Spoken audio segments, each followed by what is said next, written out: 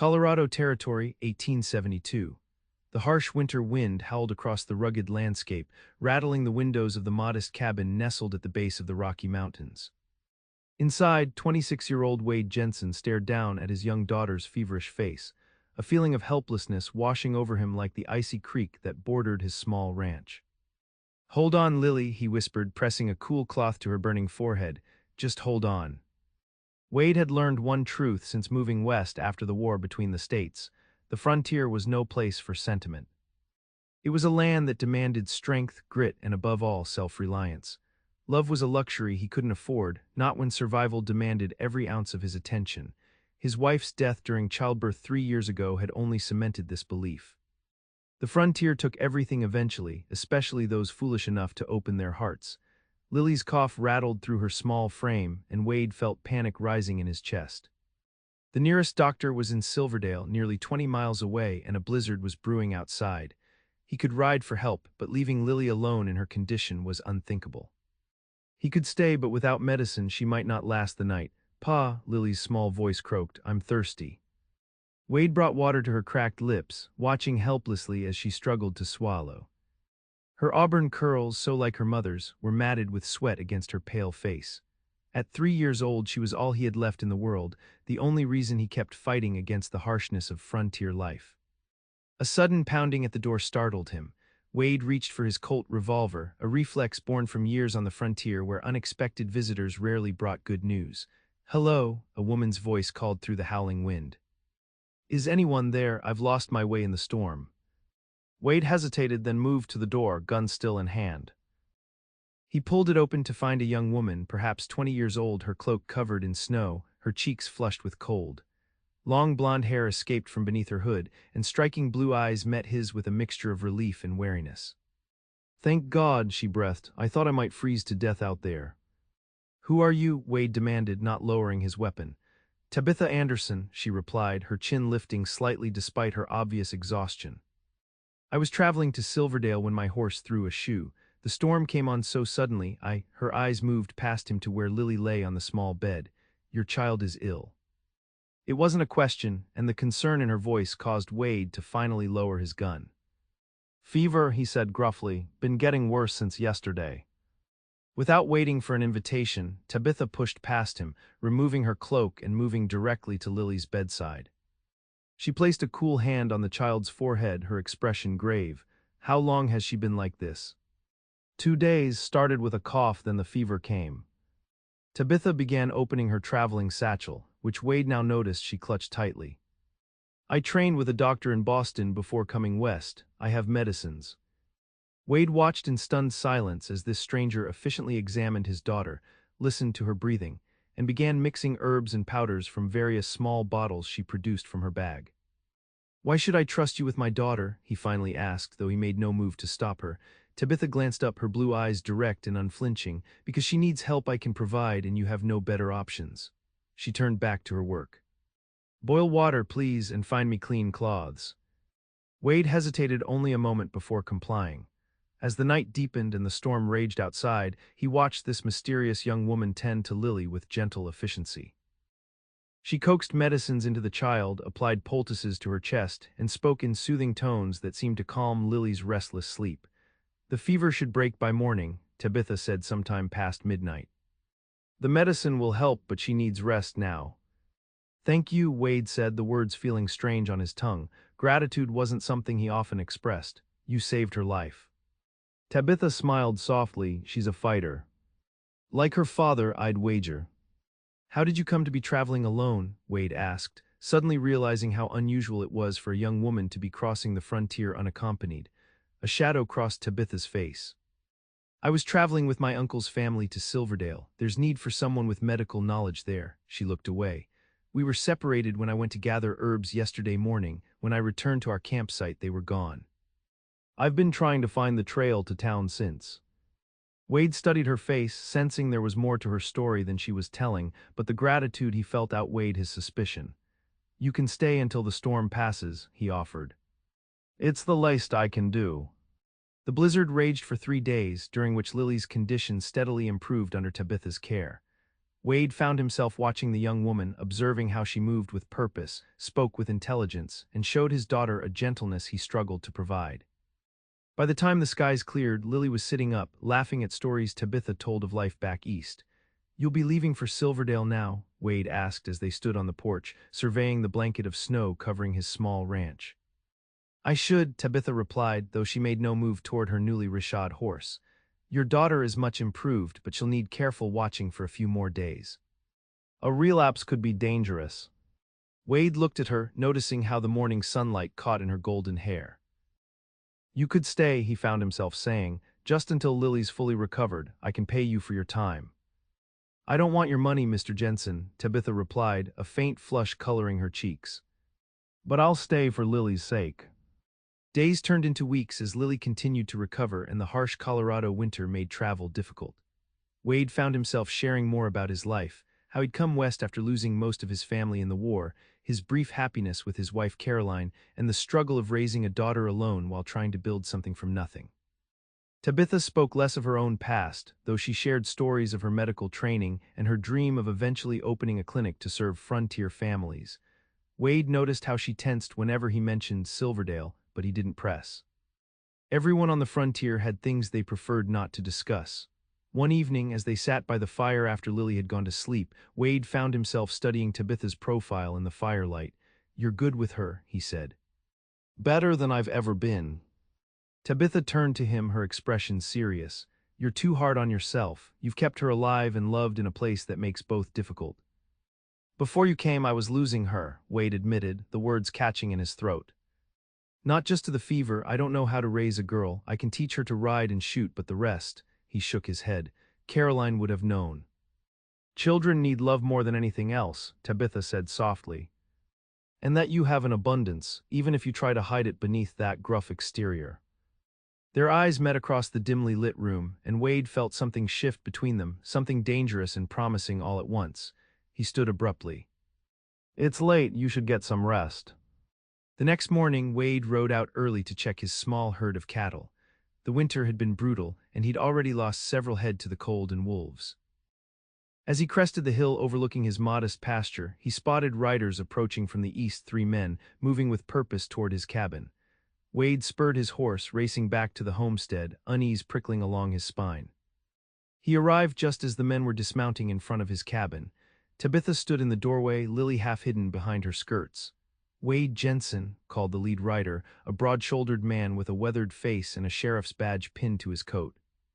"That's me," Wade replied cautiously, positioning his horse between the men and his cabin.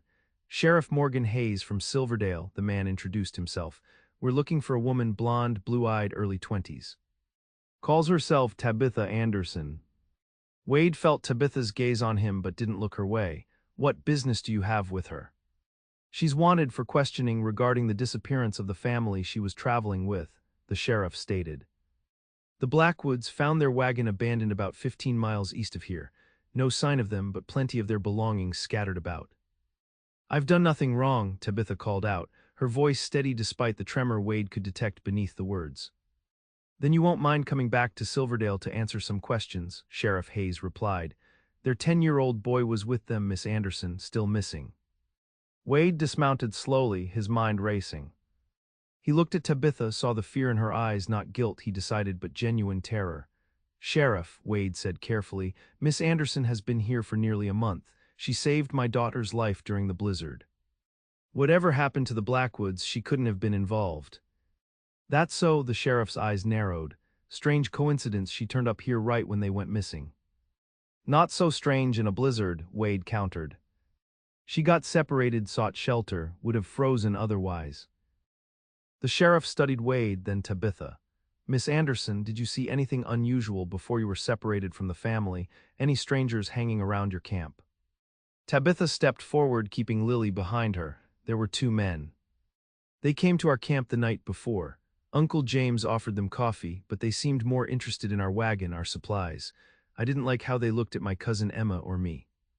The next morning I went to gather herbs for Emma's cough. When I returned," her voice faltered, "they were gone, all of them. I assumed they'd continued on without me." The sheriff exchanged glances with his deputies. "You recognize these men if you saw them again?" Tabitha nodded, her face pale but resolute. "We found tracks heading north from the abandoned wagon," one of the deputies volunteered. "Could be those men took the family that direction, toward the mining camps." Sheriff Hayes considered this, then nodded slowly. "We'll continue tracking north. Miss Anderson, I apologize for the accusation, but you understand we had to follow every lead." After the lawman departed, Wade found Tabitha sitting on the edge of Lily's bed, watching the sleeping child with tears streaming down her face. "I should have told them everything," she whispered. "Maybe they could have saved them sooner." Wade sat beside her. "Tell me," he said simply. The story poured out of her, how she wasn't actually related to the Blackwood family but had been hired as a companion and tutor to their daughter Emma. How the two men who'd visited their camp had eyed the family's possessions with naked greed, how she'd overheard them planning to return while she was gathering herbs. "I ran back to warn them, but I was too late," she said, voice breaking. "I saw the men forcing the family into their wagon at gunpoint. I was going to follow, but one of them spotted me. I barely escaped. I tried to find help, but the storm came." She looked up at Wade, her blue eyes swimming with tears. "I've been so afraid they'd think I was involved somehow. That's why I didn't continue to Silverdale." Wade took her hand, surprising himself with the gesture. "The sheriff will find them." "And if he doesn't?" Tabitha asked, her voice small. Wade had no answer. The frontier was vast and unforgiving. People disappeared every day, swallowed by its emptiness. 3 weeks passed with no word from Silverdale. Winter slowly loosened its grip on the land, and the first hints of spring appeared in the melting snowdrifts and longer days. Tabitha remained at the Jensen cabin, falling into a rhythm with Wade and Lily that felt increasingly natural. She taught Lily her letters, helped Wade with the spring planting of a small vegetable garden, and continued to provide basic medical care to neighboring homesteaders who'd heard of her skills.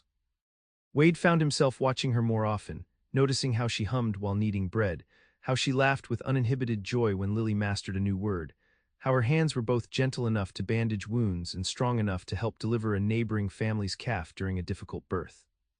One evening, as they walked the perimeter of his small property after Lily had gone to bed, Wade realized with startling clarity that he could no longer imagine his life without Tabitha in it. The thought terrified him. "You've been quiet today," Tabitha observed, glancing up at him. "Been thinking," Wade admitted, keeping his eyes on the distant mountains. "Spring's here, trails to Silverdale will be clear now." Tabitha stiffened beside him. "You want me to leave?" "No," Wade said quickly, turning to face her. "That's not," he ran a hand through his dark hair in frustration. "I'm asking what you want, Tabitha. You came here by accident, stayed to help Lily. But you had plans, a future in Silverdale." Tabitha looked away, her profile gilded by the setting sun. "I've been thinking about that too, about what waits for me there. A position as a doctor's assistant, perhaps, lodgings above the mercantile." She paused. "Strangers who look at me and wonder if I had something to do with the Blackwoods' disappearance." "And here?" Wade asked, his heart beating faster. "What's here for you?" Before she could answer, the sound of approaching horses drew their attention. Sheriff Hayes rode toward them, accompanied by one deputy and a haggard-looking man Wade didn't recognize. "Jensen," the sheriff called in greeting. "Miss Anderson, thought you want to know we found the Blackwoods." Tabitha rushed forward. "Are they alive, the children?" "They're safe," Hayes confirmed, "being held for ransom by those men you described. We tracked them to an abandoned mining camp north of here, got there just as they were moving the family again." The haggard man dismounted, and Tabitha gave a cry of recognition. "Mr. Blackwood." "Miss Anderson," the man said, his voice rough with emotion. "Sheriff Hayes told us how you tried to warn us, how you nearly died in the blizzard trying to find help." He took her hands in his. "You saved our lives by raising the alarm. The sheriff might never have found us otherwise." Tears streamed down Tabitha's face. "I was so afraid for you all, for little James and Emma." "They're safe now, thanks to you, Mr. Blackwood assured her. "My wife and children are recovering in Silverdale. We wanted to see you before we continue east. After this," he gestured vaguely, "we've had enough of the frontier." "The position in Silverdale is still open," Sheriff Hayes told Tabitha. "Dr. Wilson was mighty disappointed when you never arrived, but he'd still welcome your help." Wade stood silent, watching the conversation unfold, feeling as though the ground was shifting beneath his feet. He'd known this day would come, the day when Tabitha would have the choice to leave, to continue the life she'd planned before fate brought her to his door. "Thank you, Sheriff," Tabitha said. "Please tell Doctor." Wilson, I appreciate his offer, but she glanced back at Wade, her eyes meeting his across the yard. I've found where I'm needed most. That night after the visitors had departed and Lily was asleep, Wade and Tabitha sat on the porch, watching stars appear in the darkening sky. You turned down the position in Silverdale, Wade said quietly. I did. Why? Tabitha turned to him, her face illuminated by the soft glow from the cabin windows. Because in the past 2 months I've found something here I never expected. She took a deep breath. A home, a family, a place where I feel I truly belong. Wade felt something tight in his chest begin to unravel. Tabitha, I'm not good with words, never have been, but these months with you here, he struggled, then pressed on. I never thought I'd find anyone after Caroline died, never thought I'd want to. The frontier takes too much already, without risking your heart too. Is that what you're doing? Tabitha asked softly, risking your heart. Wade looked at her, really looked at her, taking in the strength and gentleness that somehow existed together in this remarkable woman. I think I risked it the moment you walked through my door, he admitted, and I've been terrified ever since that you'd walk back out of it.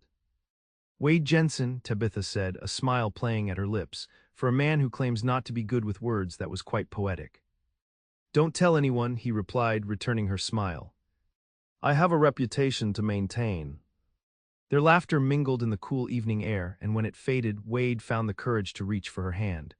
Their fingers intertwined and something settled in his soul, a certainty he hadn't felt in years. Stay, he said simply, not just for Lily, for me, for us. I was planning to, Tabitha replied, her voice steady and sure. Wild horses couldn't drag me away now. Summer brought new life to the Jensen ranch. Under Tabitha's care, the vegetable garden flourished, providing fresh produce for their table. Wade's small herd grew with the birth of several calves, and he began construction on an addition to the cabin, a space that would serve as Tabitha's medical office for treating neighbors who increasingly sought her expertise. Their wedding was held on a perfect July day beneath the old cottonwood tree beside the creek.